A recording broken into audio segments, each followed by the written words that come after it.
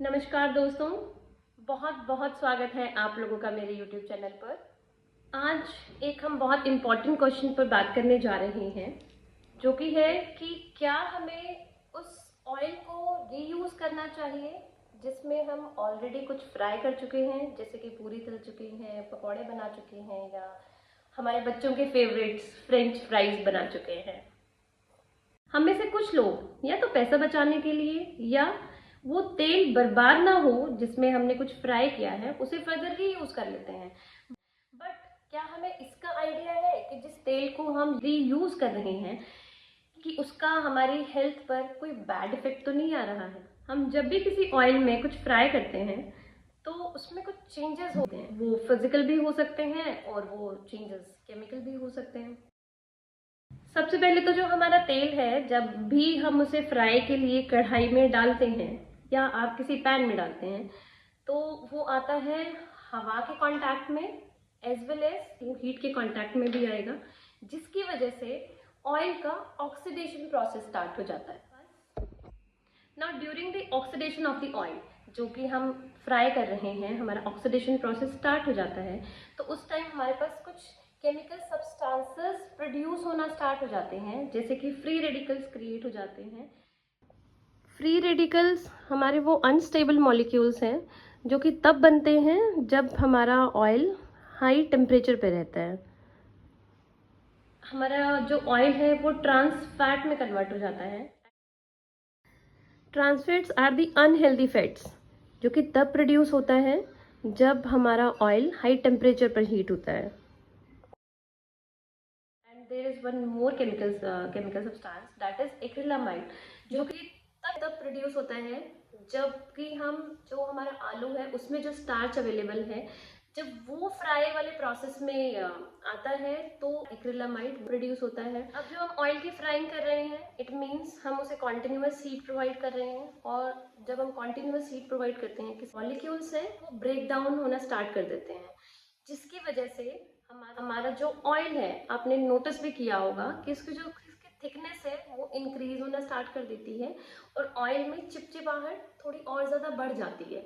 उस चिपचिपाहट को आपने शायद नोटिस भी किया हो कि हमारी चिमनी पे या उसके आसपास जो भी सरफेस है, हमारी टाइल्स हैं, उनके ऊपर कुछ जमना शुरू हो जाता है। तो वो चिपचिपाहट क्या है, विद टाइम जैसे जैसे हम फ्राई कर रहे हैं वो चिपचिपाहट बढ़ती चली जाती है।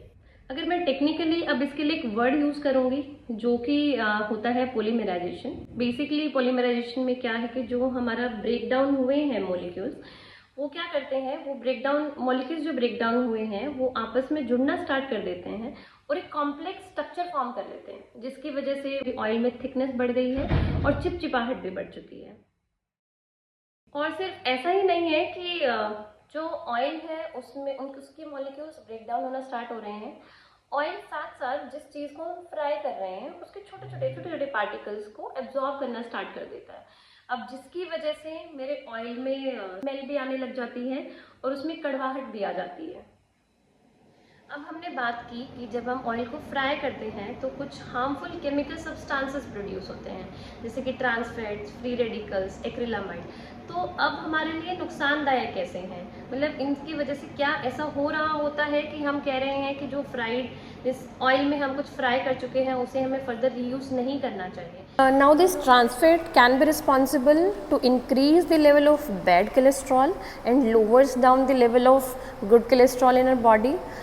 हार्ट डिजीज़ेस एंड डायबिटीज का रिस्क इंक्रीज़ हो सकता है अगर ट्रांस फैट हमारी बॉडी में एक लेवल से ऊपर होना शुरू कर देता है, and this also promotes the inflammation. Then second one is free radicals. ये सेल डैमेज करने के लिए रिस्पॉन्सिबल है।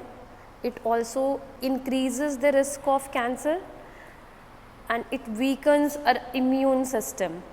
और जो एजिंग का प्रोसेस है वो स्पीड अप हो जाता है। अब हम जब भी किसी ऑयल में कुछ फ्राई करेंगे तो ऑब्वियस है कि हमें उसे हाई टेम्परेचर पर लेके जाना पड़ेगा। तो जब हमारा ऑयल अंडर हाई टेम्परेचर रहता है तो अब उसमें हमारे पास जो प्रेजेंट है विटामिन्स, एंटीऑक्सीडेंट्स खत्म हो जाते हैं टोटली।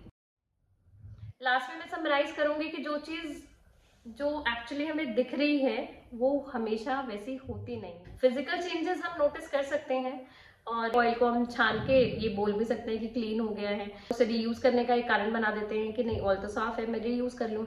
बट जो उसमें केमिकल चेंज हुआ, जो उसमें ट्रांसफैट में जो मेरा ऑयल कन्वर्ट हो गया है, फ्री रेडिकल्स जो बन गए हैं, उनको तो मैं नहीं नोटिस कर पा रही हूँ।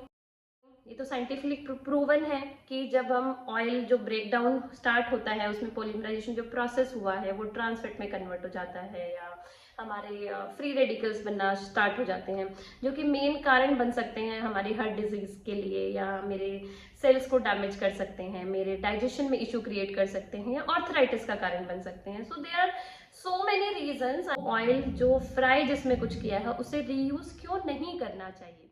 इसका एक सही तरीका है कि हम थोड़ी क्वांटिटी में लें ऑयल। हाँ, this will take more time, but मेरी हेल्थ पे बुरा इफेक्ट तो नहीं आएगा। मैं थोड़ा ऑयल लेती हूँ, मैं 10 की बजाय एक साथ 10 पूरियों के बजाय 2 पूरियां भी तल सकती हूँ। जो थोड़ा बहुत एंड में बच जाता है उसे हम थ्रो कर सकते हैं, इट्स ओके। थोड़ा बहुत पैसा हमें लगेगा कि खराब हो गया है, बट वो पैसा भी मेरी सेहत से तो ज़्यादा नहीं है। तो इसलिए मेरी तो यही रिक्वेस्ट है कि आपने जिस ऑयल में कुछ फ्राई किया है उसको फर्दर रीयूज ना करें और अपने स्वास्थ्य को बनाए रखें। Thank you.